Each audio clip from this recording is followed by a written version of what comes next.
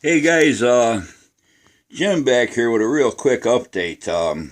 In that I've been using the stickers on this blockade runner, the 1/1000 scale from Bandai, and flat surfaces. The stickers, they're great. They I don't have no issues with them and stuff, but these here on the edge of this part of the fuselage here, it's a real small edge and they kind of got to wrap around, like bend over, and the stickers, I mean, they don't want to conform to the bend. They'll conform to, like, bumps and textures on the surface with no problem when you burnish them down, but they just didn't want to hold to that little bend. And I told you yesterday, I mentioned in one of my videos that I used Tamiya, the extra thin, and a couple stickers on those Millennium Falcons, the small 350th ones. Just a couple areas where the edges didn't want to lay down right, and that worked fine. It kind of just a real minimum dab on the corner of the sticker, and it'll lay it down, but it won't mess up your plastic. Just don't gob it on like you're gluing joints or something. But I was having trouble with these. The Tamiya glue wasn't working well. Plastruct, I consider that's my go-to. That's the best glue out there. I mean, it'll bond anything. It's made for your Plastruct and your evergreen styrene. It basically melts the plastic together, and the joint's usually stronger than anything else. To me, it doesn't nowhere near do the job that Plastruct does.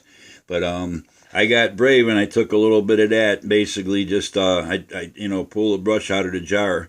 I wiped off a lot of the excess on the side of the top of the jar, and I just put a streak across the sticker. And since they're made out of like a vinyl, Plastruct, if it'll bond plastics and stuff, it literally melts them just a little bit. Wipe it along the edge of that sticker, wait a couple seconds, and take a soft cloth or something, or I even used my finger tip and stuff, and it softened those up where they conform to the bend, the sharp corner, and it's basically, it worked the same like using I use a micro set from Walters on my decals. It basically worked like putting decal set on a decal. It softened it up to the point where it conformed to the sharp corner, and it kind of melted it right to the plastic. Just don't get none on the model, because if you go to wipe it, you're going to get some glue marks and stuff, and deformities on your styrene model part. But just enough to get it along the surface of the sticker is all you want. And this morning I did these two round stickers here, and I put a little bit on there, and it even made it set into the little surface deal, the little cracks around the engraving marks, and around that whatever that part that detail is called. But like I says, it works. Just be careful. Use it very minimum. Don't wipe it on there like you're gluing parts together, where it's going to do its capillary action, because if you grab it, you're going to have some soft styrene area, and you're going to leave a fingerprint, or you're going to have a big old booger there, and then you're going to look at buying a new model.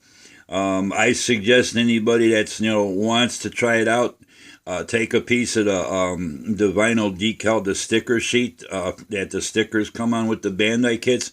Cut some of the excess,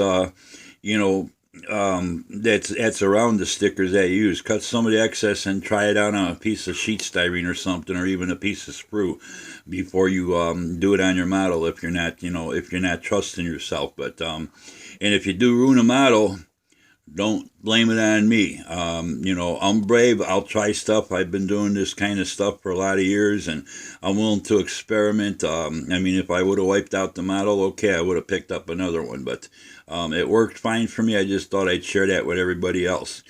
And real quickly before we go, I just noticed this morning on Auto World's website that the Star Trek Enterprise from the Discovery Star Trek series is up for pre-order now. And let me take a look. It's $31.99. I think these kits are getting a little pricey for snap kits, especially 2500 scale.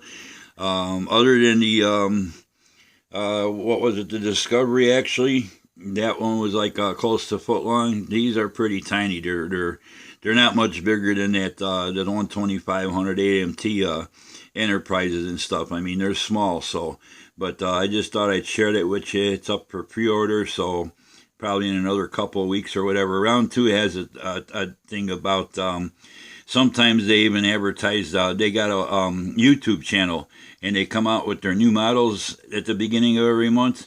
And sometimes they put the new models on their YouTube videos like a month or so before they're actually available for pre-order. It makes you think that they're already in stock, but basically they're just showing you their sample or whatever. But anyway, I thought I'd share that with you guys, and also till the next time, you guys all take care.